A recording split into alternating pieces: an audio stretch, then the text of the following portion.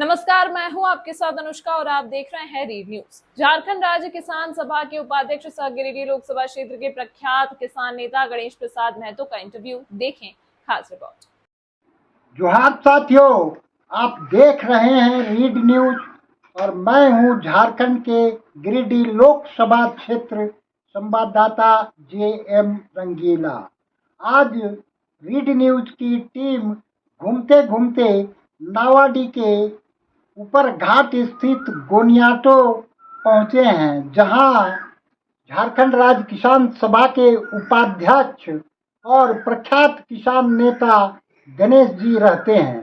तो आइए उनसे कुछ मुद्दों पर एक बातचीत करते हैं।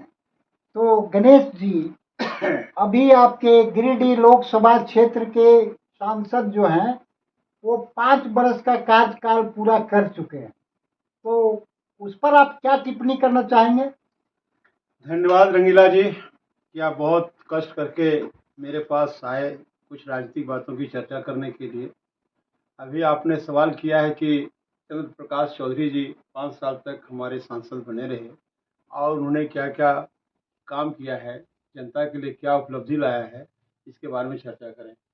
तो सबसे पहले आप जानते हैं कि चंद्र प्रकाश चौधरी जी जो हमारे माननीय सांसद रहे, वो NDA के घटक दल के हमारे MP रहे और अकेला झारखंड से सांसद रहे और वो हमेशा वही काम करते रहे जो हमारे माननीय प्रधानमंत्री नरेंद्र मोदी जी ने जो किसानों के खिलाफ में जो नीतियां लाया, किसान कृषि काला कानून लाया, किसानों के खिलाफ के कानून बनते रहे और किसानों के साथ अत्याचार होता रहा, हमला होता रहा, उनको कुचलने का काम किया गया, उनके आंदोलन को कुचलने का काम किया।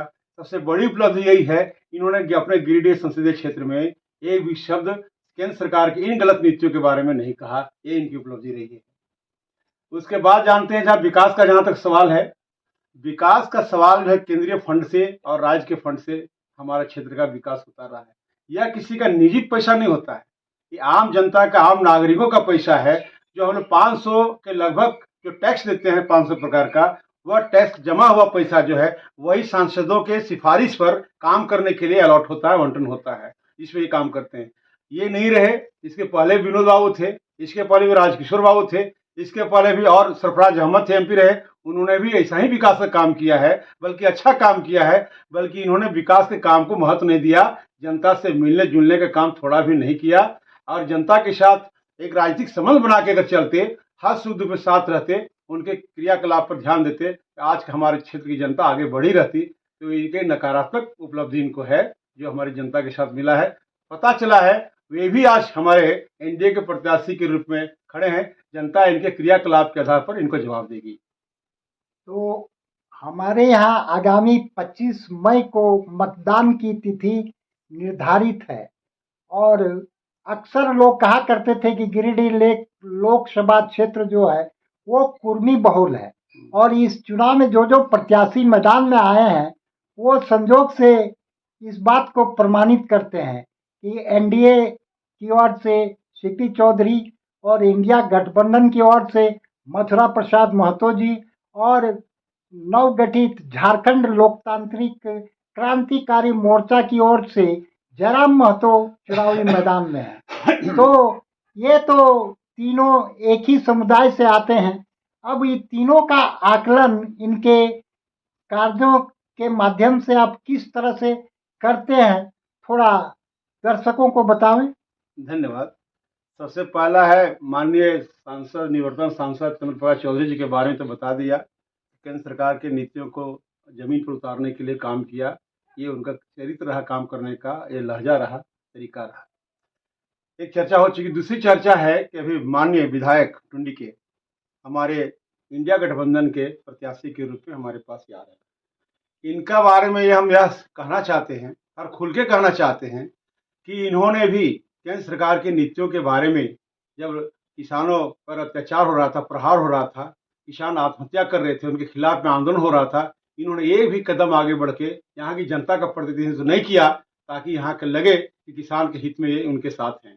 कोई भी आंदोलन, चाहे गांव से लेकर आपका राजभवन तक का जो भी हुआ है, इन्होंने किसी भी तरह का शिरकत नहीं किया, बल्कि इन्होंने एक काम किया, ऐसा किसी भी मंत्री ने या सांसद ने या विधायक ने नहीं किया। वह काम क्या है, यहाँ के 23 लाख हेक्टेयर जमीन झारखंड का वो जो है भूमि बैंक में डाल दिया गया।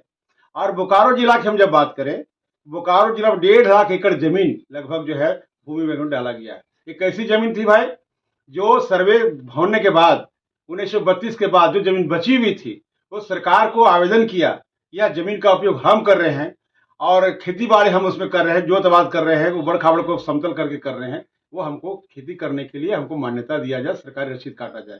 और सारे छानबीन के बाद म्यूटेशन तब हुआ, 1 महीना इश्तेहार के बाद, अगर किसी को आपत्ति है तब इसको हम आपको मालिकाना हक देंगे। वह जमीन सरकार ने, चाहे आज़ादी के पहले की सरकार हो, आज़ादी के बाद की सरकार हो, किसी के भी सरकार हो, एनडीए का हो, यूपीए का हो या जेएमएम का हो, किसी का हो, सभी सरकारों ने इसको राजनीतिक मान्यता देते हुए, कानूनी अधिकार देते हुए किसानों को जमीन का रसीद काटा।